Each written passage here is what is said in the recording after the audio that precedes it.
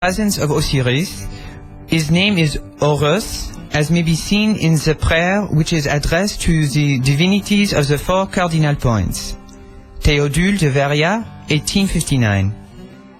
Joseph said the characters above the man's hand identify him as Shulam.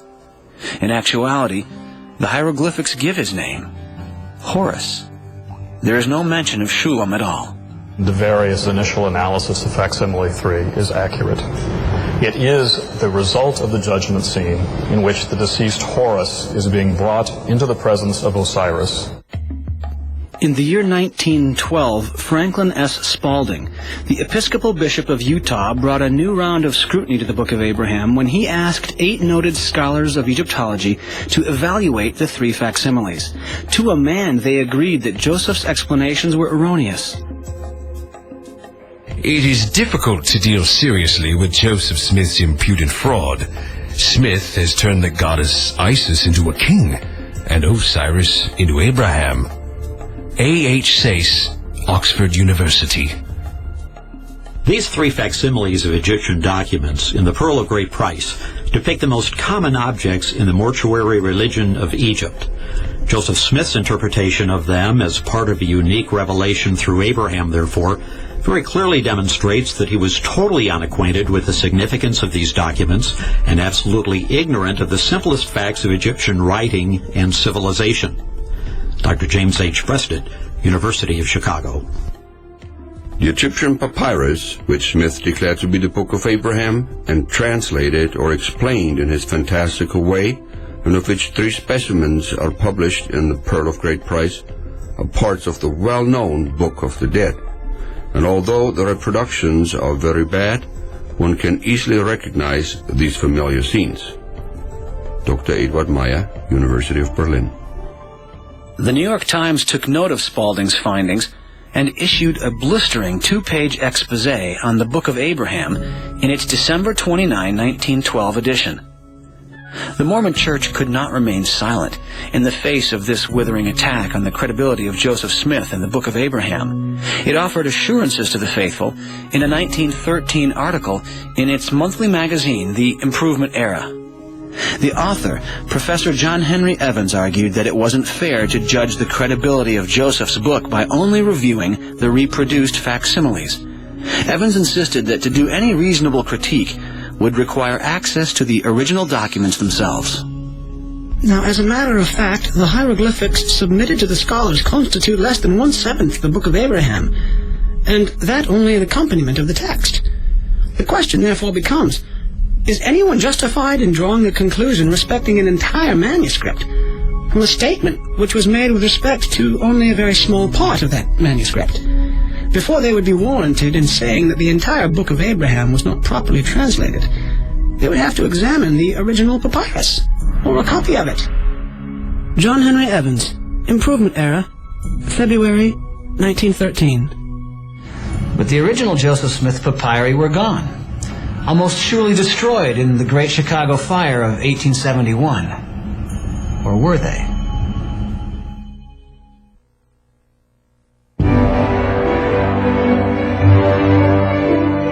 But in the spring of 1966, a dramatic discovery was made right here in New York at the Metropolitan Museum of Art.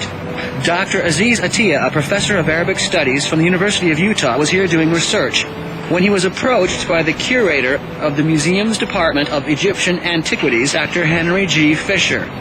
Fisher made a startling announcement. The museum had in its archives 11 papyrus fragments that had once belonged to Joseph Smith.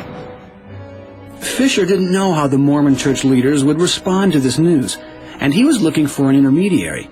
He wondered if Dr. Atiyah, a respected non-Mormon from Salt Lake City, could ask the Mormon church leaders if they would be interested in acquiring the papyri. Negotiations between the Metropolitan Museum and the Mormon Church proceeded, and on November 27, 1967, the museum presented the ancient scrolls to the church. An article in the Deseret News of Salt Lake City announced the gift of 11 papyrus fragments, long believed to have been destroyed in the Chicago Fire of 1871. With the papyri was the original 1856 letter signed by the Mormon prophet's widow, Emma Smith, certifying that the documents had belonged to Joseph Smith.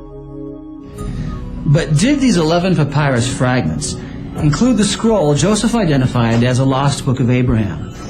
If so, there would finally be an opportunity to vindicate his miraculous claim of discovering and translating a document from the father of Judaism, Christianity, and Islam. Of course, there was also the possibility of undermining that claim. The saints waited expectantly and held their breath.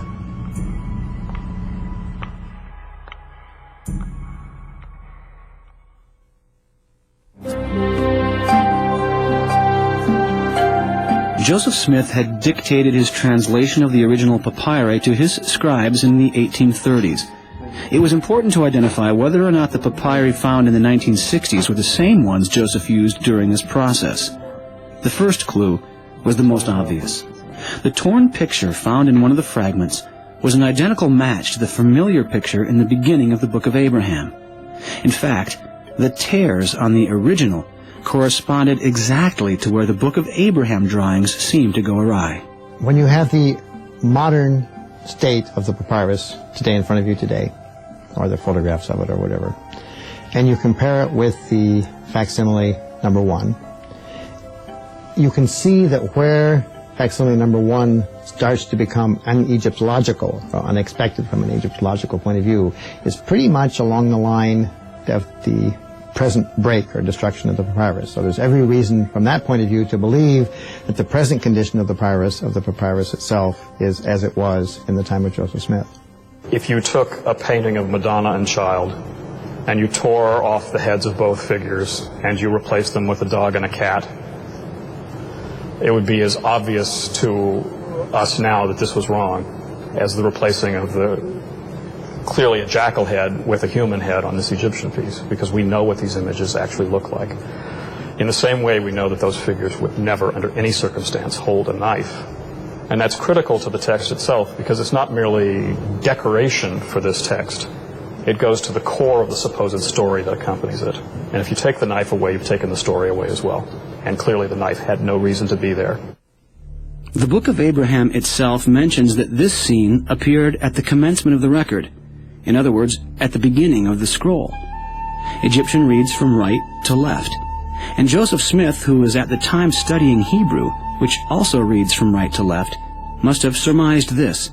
It seems certain that this piece was the beginning of the scroll used by Joseph Smith. Then another discovery. A sequence of characters on a second piece of papyrus matched exactly a string of characters written in the left column of the translation manuscripts. It appeared that at Joseph's direction, his scribes copied these characters from the papyrus one by one. Joseph then dictated the meaning or translation of each one, often whole paragraphs from a single hieratic character. When Dr. Klaus Baer, professor of Egyptology at the University of Chicago, examined the papyri fragments, he determined that this same piece had at one time been attached to the piece containing facsimile 1. The fibers and edges matched exactly. A third piece was found to include the name Horus, the man for whom the scroll had been prepared. And though the original facsimile 3 has never been found, it also mentions the name Horus. Together, these 4 pieces form virtually the entire scroll in its original form. Finally, scholars could meet the conditions set forth by John Henry Evans way back in 1913. No longer would the critique of the accuracy of the Book of Abraham rely on the facsimiles alone. Now, Egyptologists could read the papyri for themselves and see whether they contained an evil priest's attempt to sacrifice Abraham on an altar, or an account of creation by a multiplicity of gods. In 2001, Dr. Robert Rittner, Associate Professor of Egyptology at the University of Chicago, was commissioned to do a complete translation of the Book of Abraham scroll.